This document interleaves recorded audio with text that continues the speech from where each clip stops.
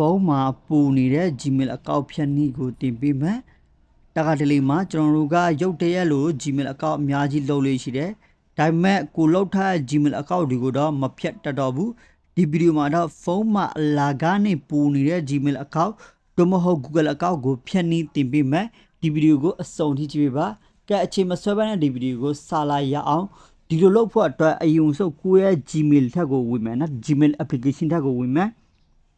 Okay Gmail application တက်ကိုဝင်ပြီးရင်ဒီမှာ profile လေးရှယ်နော်အကောင့်ကိုနှိပ်လိုက်မယ် Okay profile ကိုနှိပ်ပြီးရင်ကျွန်တော်ဒီမှာပဲ manage account on this device တို့ရေးထားတာရှိတယ်အကောင့်ကိုနှိပ်လိုက်မယ် Okay ဒီအကောင့်ကိုနှိပ်ပြီးရင်ဒီမှာဆိုရင်အောက်မှာကြည့်မယ်ဆိုရင် Google နော် Google လို့ပေါ်လာမှာဖြစ်ပါတယ်ဒီမှာကျွန်တော်တို့ Google ကိုနှိပ်မယ် Okay Google ကိုနှိပ်ပြီးရင်ဒီမှာကြည့်မယ်ဆိုရင်ကိုအတွက်အရေးမပါတဲ့ Gmail ကိုဒီမှာရှာရမှာဖြစ်ပါတယ်ကိုအတွက် background ကအရင်မပါလဲ background ကိုဖြတ်ချင်တယ်နော်ဒီဖုန်းကနေ background ကို remove လုပ်ချင်တယ်ဒီကောင်ကိုဖြတ်ချင်လဲဆိုရင်အကောင်ကိုရွေးချယ်ရမှာဖြစ်ပါတယ်ကျွန်တော်ကဒီနှစ်ခုကိုရွေးချယ်မှာဖြစ်ပါတယ်ဘာလို့ဆိုရင်ဒီနှစ်ခုလုံးကကျွန်တော်အတွက်အရင်မပါလို့ပူနေလို့နော် Okay အဲကြောင့်ဒီကောင်ကိုနှိပ်လိုက်မယ်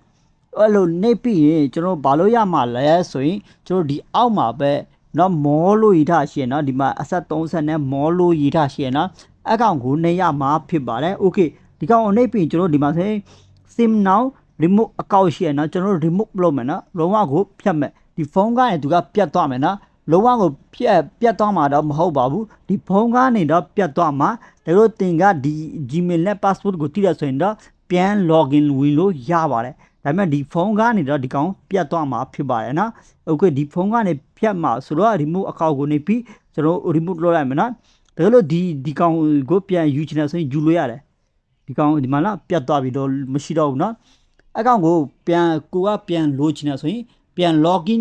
လုပ်ပြီးယူလို့ရတယ်เนาะဒါပေမဲ့ဖုန်းကနေတော့ဒီပုံစံနဲ့ဖြတ်ရမှာဖြစ်ပါတယ်ဒီကောင်ကိုလည်းကျွန်တော်ဖြတ်လိုက်မယ်ကိုအတွက်အရေးမပါတဲ့ Gmail ကိုပဲဖြတ်ပါနော်ပြီးဒီမှာ more ရှိရ more ကိုနေပြီးဒီမှာ remove account ကိုနေပြီးကျွန်တော် remove လုပ်လိုက်မယ် remove this account will delete all of its messages content and other data from that the phone နော်သူကပြောချင်ကဒီလို remove လုပ်ချင်အပြင်နော်ကျွန်တော်တို့ရဲ့ဖုန်းမှာရှိတဲ့ဒီ Gmail မှာရှိတဲ့ message တွေ content တွေနော်သူကဖြတ်မှာပြတ်မှာလို့ပြောထားတယ် data တွေအကုန်ကပြတ်မှာလို့သူကရေးထားတယ်နော် Okay remove လုပ်လိုက်မယ် Okay ဒီလိုပုံစံနဲ့ကိုမှရှိတဲ့ Gmail account ကိုဖြတ်လို့ရမှာဖြစ်ပါတယ်ဒီမှာကြည့်နော်ပြတ်သွားပြီဒီလိုပုံစံနဲ့ဖြတ်လို့ရမှာဖြစ်ပါတယ်ကဲခဏအတွက်ဒီတော့ပါပဲဒါလို့တင်ကကျွန်တော် YouTube channel M3 Magic ကို subscribe မလုပ်ရသေးရင်တော့ subscribe လေးလုပ်ပေးပါ